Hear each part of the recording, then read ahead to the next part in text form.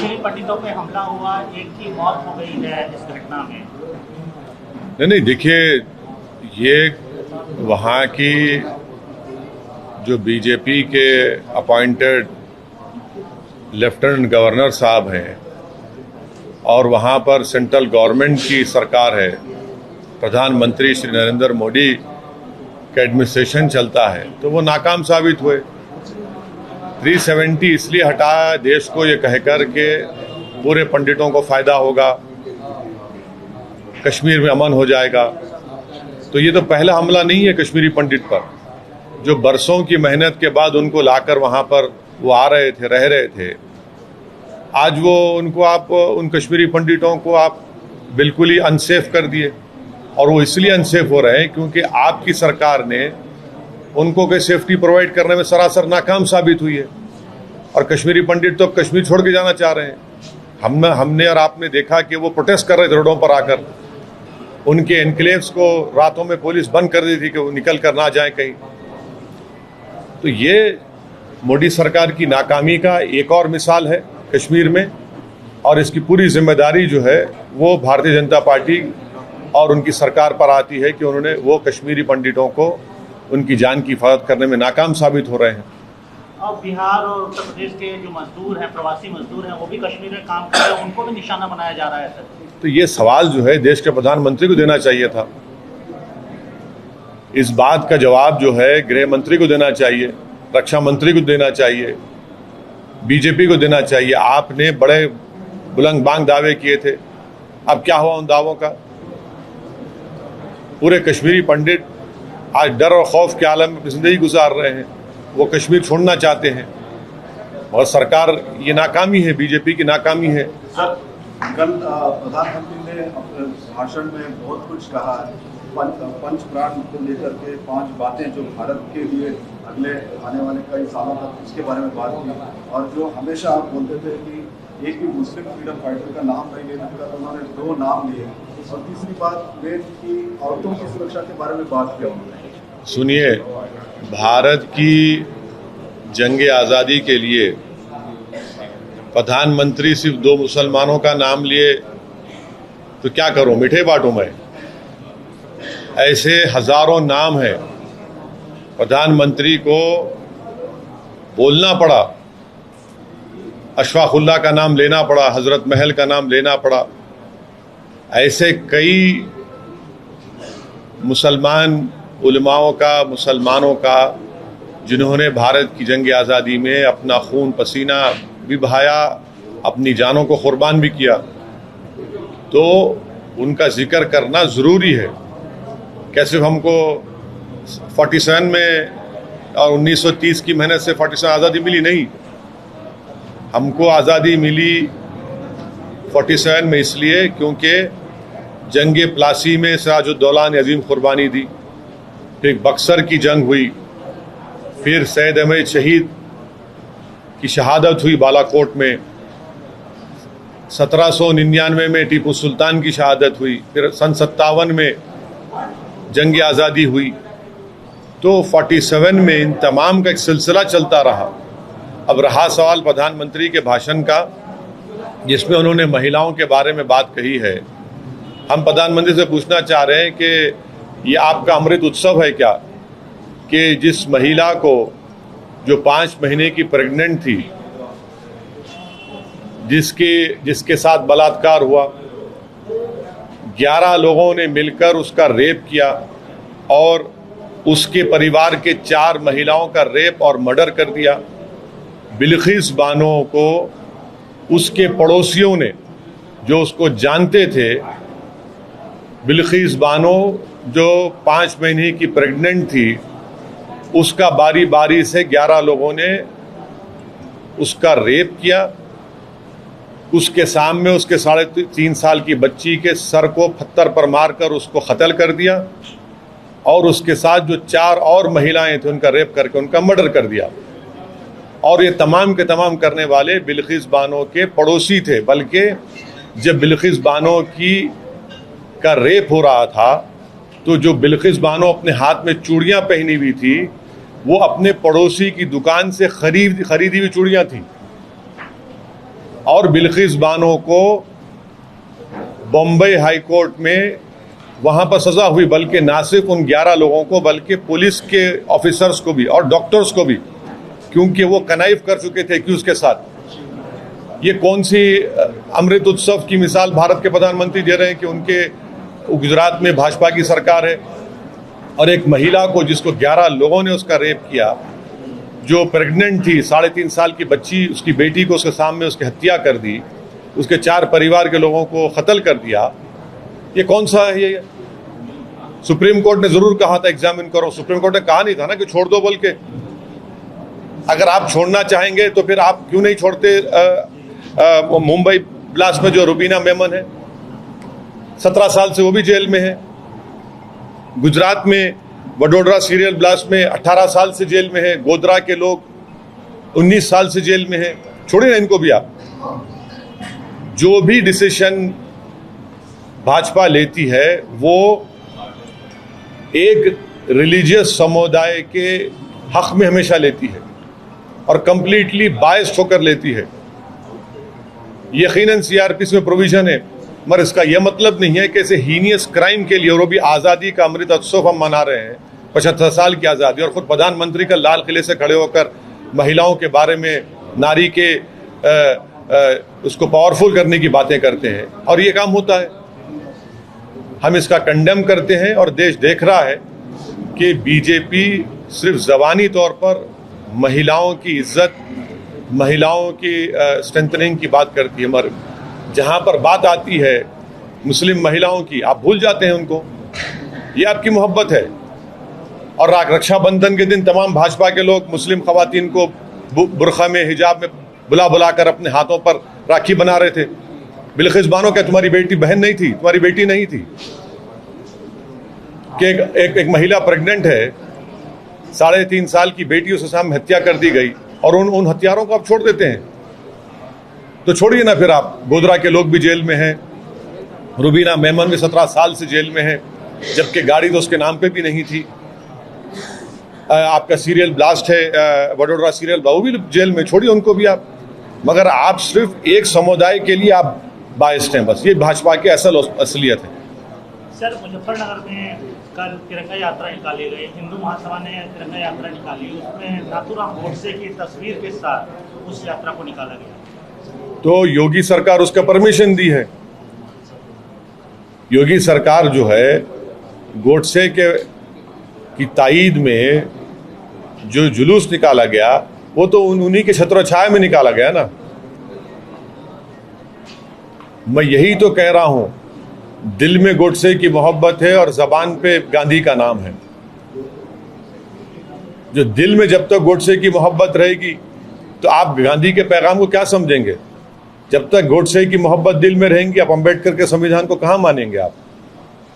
ये असलियत है कि आप गोडसे की फोटो लगाकर एक जुलूस निकाला जा रहा है। क्या पैगाम दिया जा रहा है आजादी के अमृत उत्सव के दिन मुजफ्फरनगर में? पंडित नेहरू प्रधानमंत्री के भाषण में उनका कोई जिक्र नहीं आया। सर, लाल किले से भारत के पहले प्रधानमंत्री का नाम अभी के मौजूदा प्रधानमंत्री ने एक बार भी उनका जिक्र नहीं किया। देखिए, जिन लोगों ने 12-15 साल जेल में रहे, नेहरू, और जेल में रहकर उन्होंने डिस्कवरी ऑफ इंडिया किताब लिखी, तो इनका कंपैरिजन नहीं करना चाहिए किसी से। ये हमारे देश के पहले प्रधानमंत्री थे।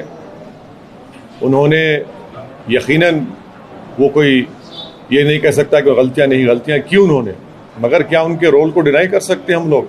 नहीं कर सकते। जैसा ना मौलाना अबुल कलाम आज़ाद के रोल को डिनाई कर सकते, ना नेताजी सुभाष चंद्र बोस के रोल को डिनाई कर सकते, ना जौहर बरदरान को, ना हुसैन अहमद मदनी रहमतुल्लाह अलैह को, ना मौलाना महमूदुल हसन की कुर्बानी को, ना 57 के मुजाहिदीन को।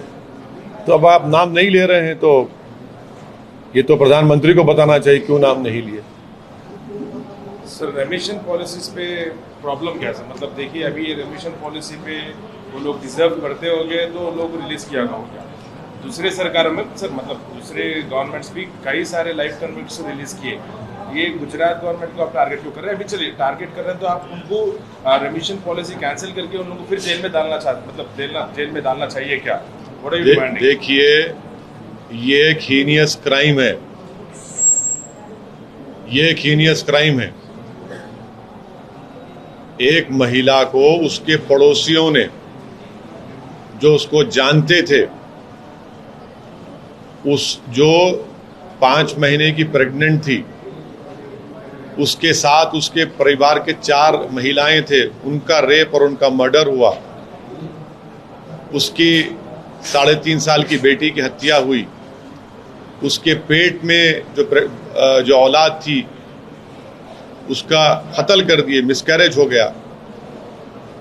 जो पुलिस वाले उसकी सपोर्ट नहीं कर रहे थे, डॉक्टर्स ने एविडेंस को फॉल्सिफाई किया।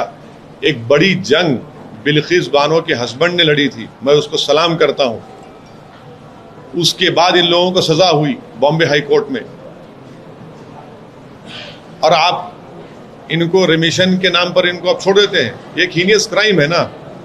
क्या मिसाल दे रहे हैं पूरे देश के महिलाओं को कि अगर तुम प्रेग्नेंट हो, तुम्हारी बेटी के तुम्हारी 3.5 साल की बेटी तुम्हारे सामने, उसकी हत्या हो जाएगी, उसके सर को पत्थर पर मारकर उसकी हत्या कर देंगे, उसके परिवार के 4 महिलाओं का रेप करके मर्डर कर देंगे, और वो इतने साल लड़ती है कोर्ट में, और कोर्ट से सजा ना सिर्फ उन एक्यूज को होती है बल्कि उन पुलिस ऑफिसर्स को, डॉक्टर्स को भी होती है।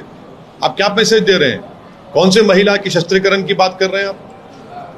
कौन से महिला के एम्पावरमेंट की बात कर रहे हैं? सुप्रीम कोर्ट ने कहा कि एक एक्यूज गया था, एग्जामिन करो। कमेटी तो गवर्नमेंट के महत्व आती है ना। कमेटी तो गुजरात गवर्नमेंट की बनाई हुई है, कलेक्टर उनका अपॉइंट है।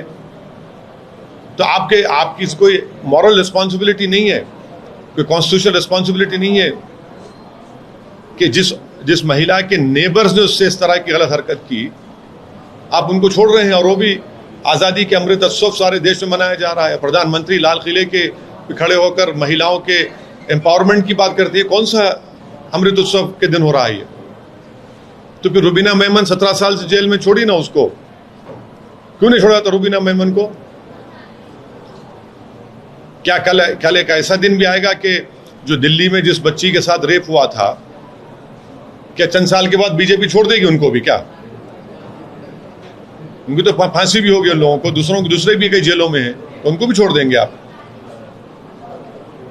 तो ये गलत मैसेज गया है। बहुत गुजरात गवर्नमेंट ने बहुत गलत डिसीजन लिया, गलत मैसेज गया है। और ये इसमें मैसेज में ये भी है कि अगर कोई एक समुदाय के हक में बीजेपी हमेशा डिसीजन लेती है, ये तुष्टीकरण की राजनीति बीजेपी कर रही है। आप डिमांड क्या करते हैं सर? मतलब उनको फिर जेल में डालना चाहिए या फिर क्या करना चाहिए? अब लीगली क्या हो सकता है मुझे नहीं मालूम। लीगली अगर पॉसिबल है तो लीगली उनका रिमिशन कैंसिल होना चाहिए। आप कैसे छोड़ सकते हैं? क्या जो पड़ोसी है, रहकर पड़ोसी थे बिल्किस बानो के लोग, जब बिल्किस बानो का रेप हुआ तो वो जो रेप एक्यूज की दुकान से बिल्किस बानो उसके चूड़ियां पे खरीद कर पहनी हुई थी, वो चाचा चाचा कहकर पुकार रही थी, और उन्हीं को आप छोड़ दिए। क्या मैसेज दे रहे हैं महिलाओं की सुरक्षा के बारे में भाजपा वाले? सर, टीपू सुल्तान के ऊपर, सावरकर के ऊपर काफ़ी विवाद हो रहा है, और कई जगहों पर तो इसका वो जो विवाद है वो काफ़ी ज़्यादा वायलेंस का रूप भी अख्तियार कर रहा है। ये पूरा विवाद क्यों देखते हैं, खासतौर पे जब हम 75 ईयर्स ऑफ इंडिपेंडेंस मना रहे हैं? जब पहली जो कॉन्स्टिट्यूशन की किताब लिखी गई थी, जो भारत के पार्लियामेंट में है, उसमें किस किस की फोटो है, किसकी फोटो नहीं है, देख लीजिए जाके आपको पता चल जाएगा कौन पता चला। और क्या सावरकर का सुप्रीम कोर्ट के रिटायर्ड चीफ जस्टिस के कमीशन में नहीं कहा गया कि सावरकर महात्मा गांधी की हत्या में कॉम्प्लिसिट है, कॉन्स्पिरेसी में शामिल है? कपूर कमीशन की रिपोर्ट नहीं है क्या? वो रिपोर्ट में है वो बात। अभी पिक्चर भी बना रहे हैं सर, सावरकर के बाद सावरकर पे फिल्म भी बनाई जा रही है। हाँ, जो करते करिए। आप तो तारीख को उल्टा करना चाह रहे हैं, आप तारीख को उल्टा करके पेश करना चाह रहे हैं। सर जैसा आप like you have said there were several people, freedom fighters whose role can't be denied. Same as well, we can't deny the role of Savarkar in the freedom Yes, fighting. we cannot deny his role in the murder of Mahatma Gandhi. You have to read the Justice Kapoor Commission report. You cannot deny the fact that he wrote mercy letters to the Britishers. strategy, sir. It is strategy, okay. I didn't knew that writing mercy letters and praising the Britishers. And also I didn't knew this strategy was that after the murder of Allah Bakhsh, a government was formed with Mr. Savarkar's party and Mr. Jinnah's party together in alliance. When the call of Quit India movement was made, I didn't know it was strategy that Mr. Savarkar and Mr. Jinnah were not in favor of Quit India movement. I didn't know that. I mean, this is a new information to me. But Savarkar was referred and mentioned by Prime Minister in his speech also. Yes, he has to refer it. He has to refer it because it's an ideological thing for him. People who believe in Indian nationalism and people who believe in Hindutva nationalism are different people. So you believe, sir, Savarkar had no role in our freedom struggle? I believe that Mr. Savarkar, according to Justice Kapoor Commission report, was part of the group in the murder of Mahatma Gandhi. I believe that there are letters in public domain where he wrote for mercy from Britishers. I believe that his Hindu Mahasabha, after the killing of Allah Bakhsh, they were part of a coalition with Muslim League. I believe that Hindu Mahasabha, when the call of Quit India was given, they were in alliance with Muslim League. This is what I believe in, and these are historical facts which you and me cannot deny it.